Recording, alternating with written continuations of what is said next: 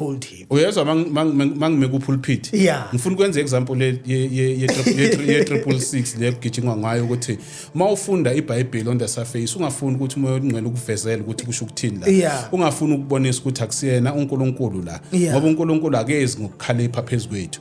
In the first place kuJohn 1:17 uyathi uJesus ukuthi I did not come to condemn but to save. So uexpose lo yaNkulunkulu ukuthi akusiyena uNkulunkulu lo okhondemayo, lo oza ngeanger akusiyena loyo. Yingakho kuLuke 9:54 athi ithe mabathi inkosi laba bafuna ukulandela yehlisa ulaka lakho labantu athi no you do not understand the manner I came for. You understand? Uze ngokusave. So the God who is love only saves, he does not hate.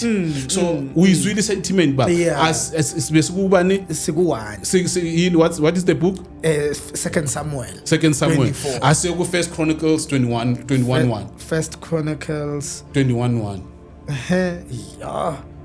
Ngikubonisa ukuthi uSathane impela mawathi the anger of the Lord bayidisguise ngalo Lord kube ngathi uNkulunkulu athi says the Lord uLord lo akusiya it's not always God. First Chronicles 21:1 Satan rose up against asiye baba fundela abalaleli akusimo ngiyibhalile Satan rose up against Israel and caused David to take a census of the people of Israel. Hi.